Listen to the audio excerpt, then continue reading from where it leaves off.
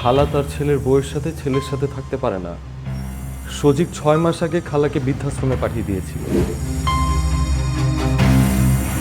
হ্যাঁ বাবা, এরপর খালা অনেক আকুতি মিনতি করে, অনেক কান্নাকাটি করে, ছেলের বাসায় আশ্রয় নেয়, কাজে মানুষের অভাব পূরণ করবে সেই ওয়াদা করে।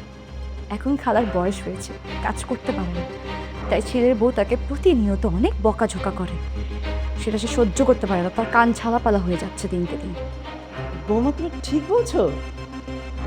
লাবণী, এসব আমি কি শুনছি? মানে তুই এতদিন তোর ছেলে আর ছেলের বোন নামে মিথ্যা কথা বলেছিস? হ্যাঁ মা, এটা সত্যি।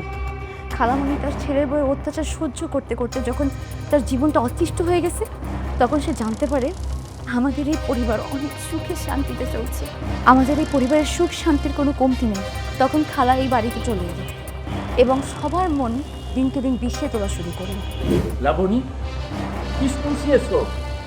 এই হচ্ছে তোমার সুখের নমুনা? হ্যাঁ বাবা, আমি ভেবেছিলাম এই কথাগুলো কোনোদিন কাউকে বলবো না।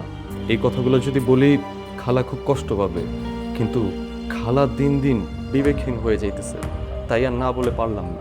বাবা, উপরে তলা যে ভাবি আছে, ওনারও সেম। ওনার স্বামী ওনাকে প্রতি রাতে পেটায়।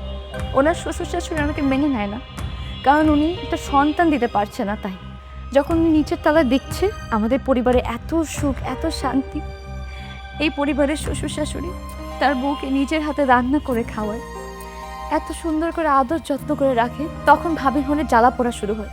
কেন আমরা এত সুখে থাকবো? আমাদের পরিবার এত সুখ শান্তিতে কেন থাকবে? তাই ভাবে প্রতিনিয়ত আমাদের পরিবারের প্রত্যেকটা মানুষকে ইনিয়ে বিনিয়ে মিথ্যা কথা বলা শুরু করে।